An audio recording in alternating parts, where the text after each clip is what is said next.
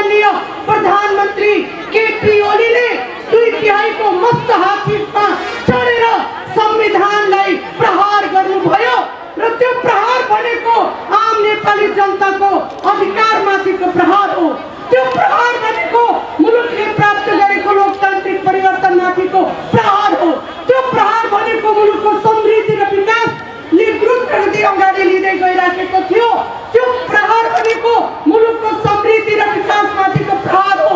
त्यो प्रहार भनेको आम नेपाली जनताले यहाँका महिला, जनजाति, आदिवासी, मुस्लिम, अल्पसंख्यकले सपना देखेको परिवर्तनमाथिको प्रहार हो। र आज केपी ओलीको सरकारले 2/3 को जनादेशको अपमान गरेर संविधानलाई गैर संवैधानिक कदम गरेर अगाडि बढाएर अलोकतान्त्रिक कदम अगाडि बढाएर आज संसदलाई ध्वजा पारेको छ।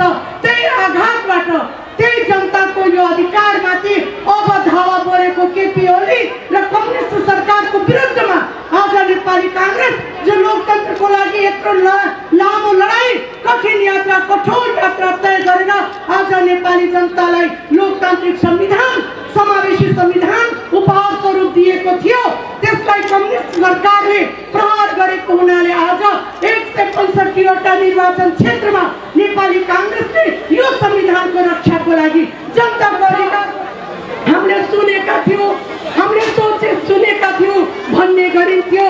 जब तानाशाहले मुलुकमा शासन चलाउँछ त्यो शासनमा खोटो नै हुन्छ। त्यही भएर तानाशाही सरकारको आयु पनि छोटो हुन्छ। आज नेपाली जनताले कम्युनिस्ट सरकार जब अधिनायकवादी र निरङ्कुशतावादी तानाशाही शासनलाई चलाउनको लागि सरकारमा गयो, जनताले 2/3बाट कम्युनिस्ट सरकारलाई, यो सरकारको नेतृत्व गरेको केपी ओलीलाई सत्तामा पुर्यायो।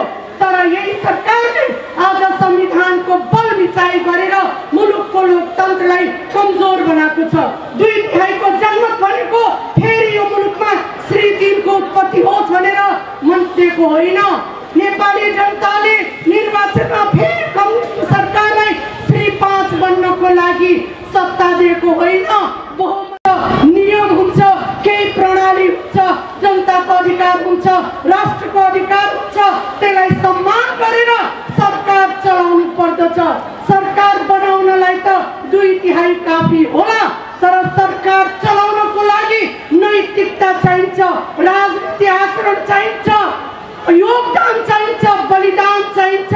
जनताको नाममा, जनताको सेवकको रूपमा जनतालाई खुसी पार्ने, रोग भोग शोकबाट मुक्ति पाउने नारा दिएर आज कम्युनिस्ट पार्टी 2/3 को नजिक पुग्यो। तर मुलुकले भोगेको सङ्कटतिर बेखबर भएर बालुवाटारबाट सरकार चलाइराखेको छ। यो सरकारको नेतृत्व बालुवाटारबाट सिंहदरबार आउन नसक्ने सरकारको नेतृत्व केपी ओलीले यो मुलुकको परिवर्तन कसरी दिने होला? मैले आज धेरै कुरा भन्न चाहदिन, तर मलाई लाग्छ हामीलाई पनि अनुभूति हुन खोज्यो। लोकतन्त्रको जगमा, लोकतन्त्रको गर्वबाट यदि अधिनायकवादको जन्म हुन्छ भने त्यसले लोकतन्त्रमाथि प्रहार गर्ने रहेछ। आज केपी ओली लोकतन्त्रको नाममा, कांग्रेसले बनाएको संविधानको नाममा, कांग्रेसले गरेको 3 वटा निर्वाचनको नाममा, आज कानुनको नाममा निर्वाचनको माध्यमबाट सत्तामा पुग्ने सिडी बनाइयो। यो मुलुकको संविधानलाई सत्तामा पुग्ने सिडी बनाइयो, तर त्यसको मूल्य आम नेपाली जनताले आज चुकाउनु परिराखेको छ। आज हामी देखेका छौं यो संविधानलाई कार्यान्वयन गर्ने बेलामा कम्युनिस्ट पार्टी जसले संविधान मान्दैन, जसले कानुन मान्दैन, संविधान र कानुनभन्दा माथि गरेर एकतन्त्रीय निरङ्कुश एउटा शासन प्रणाली अगाडि बढाउन खोज्ने संस्कृति आज देखा पर्यो। त्यसबाट पनि लोकतन्त्र कमजोर भएको हामीले महसुस गरिराखेका छौं। त्यही भएर विरोध सभा मार्फत हामी खबरदारी गर्न चाहन्छौं।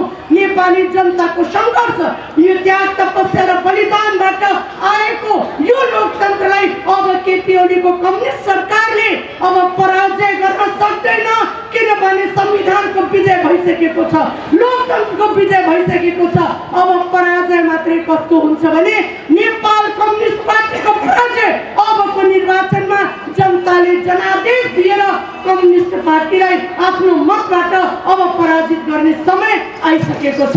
दाजुभाइ दिदीबहिनीहरू, हामीले भन्नै पर्दछ, हामी त चाहेका थियौँ कम्युनिस्ट पार्टी स्थिर सरकार बनाओस्। हामी पनि हिजो निर्वाचनमा आउँदै गर्दा भनेका थियौँ हिजोको दिनमा सरकार बनाउने र बिगार्ने खेल, सत्ता विघटन हुने बनाउने खेल, संसद विघटन हुने र संसदको निर्वाचन हुने खेलबाट अब नेपाली जनता, नेपाली समाज आक्रान्त भइसकेको छ। पटक पटकको निर्वाचन सरकार गिराउने र बनाउने खेलबाट नेपाली जनता अब आक्रान्त भइसकेको छ र हामीले पनि भनेका थियौँ विगतको निर्वाचन लड्दै गर्दाखेरि अब कुनै पनि एउटा पार्टीलाई बहुमत दिएर 5 वर्षसम्मको सरकार चलाउने जनादेश दिनु पर्यो भन्ने मत लोकतान्त्रिक पार्टी नेपाली कांग्रेसको पनि थियो। तर कम्युनिस्ट पार्टीलाई नेपाली जनताहरू भ्रमित भए। कम्युनिस्ट नाराको भ्रममा लागेर कम्युनिस्ट पार्टीहरूले 2/3 को नजिक सत्तामा पुग्ने भर्याङ हाम्रो निर्वाचनलाई बनाए, सत्तामा पुग्ने भर्याङ नेपाली जनताको मतलाई बनाए। त्यो मतको अपमान, त्यो निर्वाचनको अपमान गरेको मूल्य अबको निर्वाचनमा कम्युनिस्ट पार्टीले चुकाउनु पर्छ, न कि नेपाली जनताले चुकाउने हो। त्यही भएर आदरणीय दाजुभाइ दिदीबहिनीहरू, मैले धेरै कुरा पनि भन्दै गर्दा हामीलाई दुःख लाग्छ। हामीले प्राप्त गरेको संविधान आज केपी ओलीको सरकारले स्वीकार गर्दैन, संघीयतालाई स्वीकार गर्दैन, प्रदेश सरकारलाई कमजोर गराउने र स्थानीय सरकारलाई कमजोर गराउने सम्पूर्ण शक्ति र साधन सिंहदरबारको कुर्सीमा, प्रधानमन्त्रीको कुर्सीमा राख्ने नियतिले अगाडि बढाएको केपी ओलीको सरकारले संघीयताको धज्जी उडाएको छ। आदरणीय दाजुभाइ दिदीबहिनीहरू, केपी ओलीको सरकारले हामी जनताको अधिकार, हामी जनताको स्वतन्त्रता, हामी जनताको समानताका कुराहरू गर्छौँ। हामी केन्द्रीय सदस्य हुँ नहुँ, हामी मान्य हुँ नहुँ, हामी नेता हुँ नहुँ, तर यो देशको नागरिक भएर हामी बाँच्न चाहन्छौँ। यही नेपालमा बसेर हाम्रो मुलुकको भविष्य उज्जवल भएको हामीले हेर्न चाहन्छौँ। सदनमा गएर पत्रकारहरूको मुख र कलमलाई, हातलाई बन्द गर्ने कानुन लिएर आएर निरन्तर कानुन ल्याउने कोसिस यही सरकारले गर्यो, जसको विरोध नेपाली कांग्रेसले गरेको हो। यति मात्रै होइन, हामी देखिराखेका छौँ मानव अधिकार आयोगलाई आफ्नो नियन्त्रणमा राख्ने, हत्या दुरुपलाई आफ्नो नियन्त्रणमा राख्ने, भ्रष्टाचारको अनुसन्धान गर्ने निकायलाई आफ्नो नियन्त्रणमा राख्ने र केपी ओलीले भन्ने यो सरकारले भ्रष्टाचार गरेको हो भने कारबाही गर भनेर ठुला ठुला कुरा गर्ने, अनुसन्धान विभाग आफ्नो अधीनमा राख्ने, अख्तियार दुरुपयोग आयोगलाई आफ्नो कार्यकर्तालाई भर्ती गर्ने र भन्ने हामीले भ्रष्टाचार गरेको हो भने कारबाही गर्नु नि भनेर ठुला ठुला कुराहरू आज कम्युनिस्ट नेताहरूले बाहिर भन्दै गर्नुभएको छ। आज भ्रष्टाचारका कुरा गरौँ हामीलाई लाज लाग्छ, हामीलाई शर्म लाग्छ। नेपाल र नेपाली जनताको प्रधानमन्त्री केपी ओली भन्नको लागि हामीलाई लाज लाग्छ। आज मुलुक कोरोना भाइरसबाट, आज मुलुकका जनता बाँच्न पाउनको लागि भ्याक्सिन खोजिराखेको छ। आज नेपाली जनताले निःशुल्क स्वास्थ्य उपचार पाउनु पर्छ भनेर बोलिराखेको छ, तर सरकारले भन्छ हामीसँग कोरोना भाइरसको स्वास्थ्य उपचार दिनको लागि हामीसँग पैसा छैन भन्छ, हामीसँग ढुकुटी छैन भन्छ र भ्रष्टाचारका 1 से 1 घटनाहरू गर्दै अगाडि बढ्छ। चाहे त्यो घटनालाई हामीले हेर्ने हो भने व्हाइट बडीको घटनामा 3 अरब घोटालाका कुरा किन नहोस्, बुढी गण्डकीमा यो मुलुकको कम्युनिस्ट सरकारले रकम हिनामिनाका कुरा किन नहोस्, मेलम्ची खानेपानीमा भएको ठेकेदारसँग भएको भ्रष्टाचारका कुरा किन नहोस्। आज कोरोना भाइरसको नाममा अरबौं पैसा उम्री समूहलाई दिएर खराब उपकरणहरू नेपालमा भित्राएर कमिसन खाने कुरा किन नहोस्। 70 करोड दिए मात्रै सेक्युरिटी प्रिन्टिङ प्रेसको ठेक्का दिन्छु भनेर पूर्व सञ्चार मन्त्री गोकुल बास्कोटाले गरेको बार्गेनिङका कमिसनका कुरा किन नहोस्। आज हामी देखिराखेका छौँ मुलुकले कोरोना भाइरसको भ्याक्सिन खोजिराखेको छ। आज बेलायतमा त्यहाँका जनताभन्दा डबल भ्याक्सिन त्यहाँको सरकारले लिएर आइराखेको छ, तर हाम्रो मुरली बजाएर नुर जस्तै राजा जस्तै बालुवाटारमा मुरली बजाएर बसेको प्रधानमन्त्री आफ्नो उपचारको लागि जनताको करबाट करोडौं पैसा खर्च गरेर आफ्नो स्वास्थ्यलाई हेर्न सक्ने, तर आम नेपाली जनताको निःशुल्क स्वास्थ्यको लागि गम्भीर नहुने यो भन्दा ठुलो उदाहरण के हुन सक्छ। आज हामीलाई लाज लाग्छ भ्रष्टाचारका कुरा गर्दाखेरि हामीलाई लाज लाग्छ। आज इन्टरनेसनल ट्रान्सपेरेन्सी इन्टरनेसनलले भन्यो एसियाको सबभन्दा भ्रष्टाचार देश नेपालमा।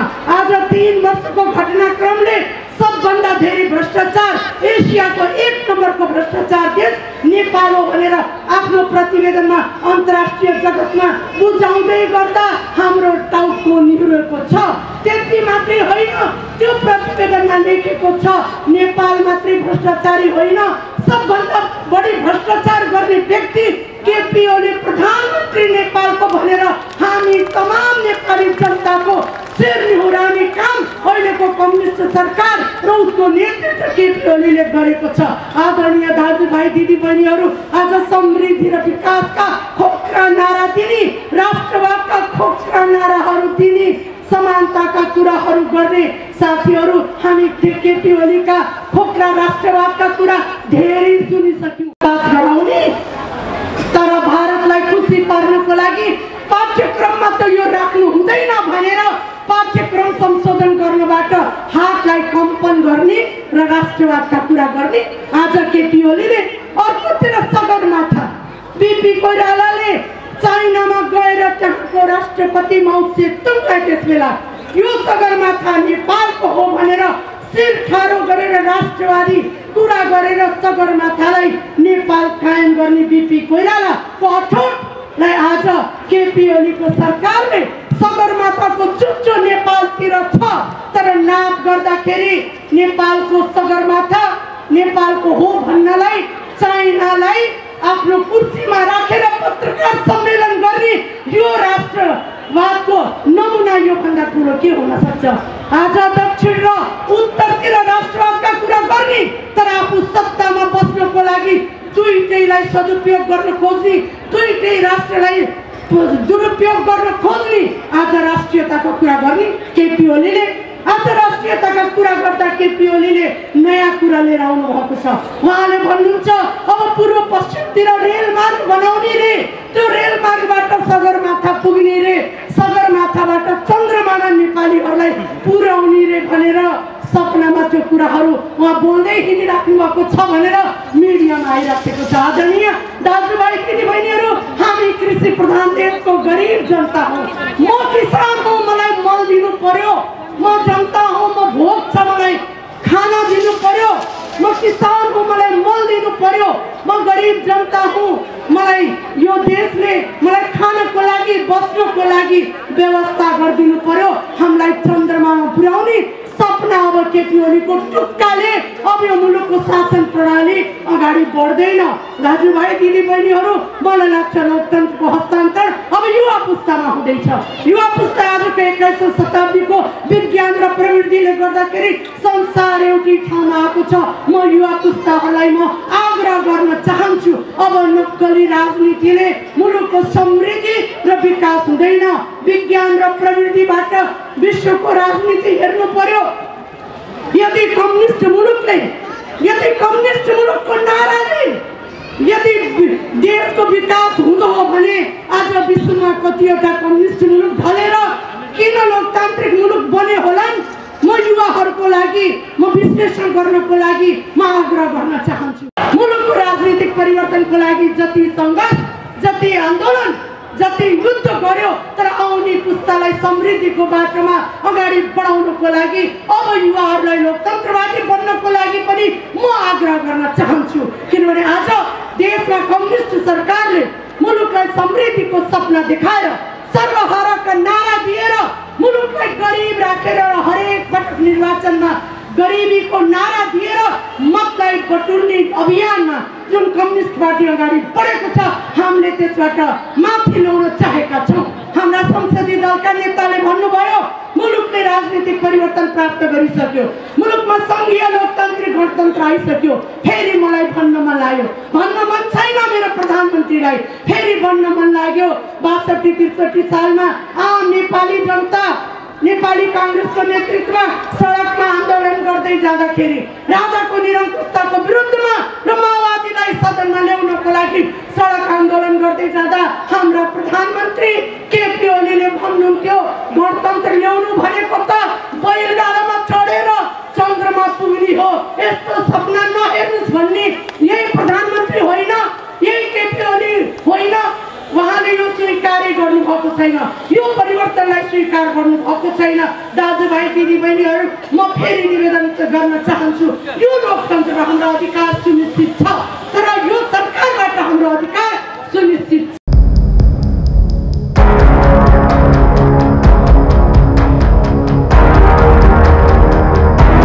Heat Hetaura Online TV. Please do comment, share and subscribe. Heat Hetaura Online TV.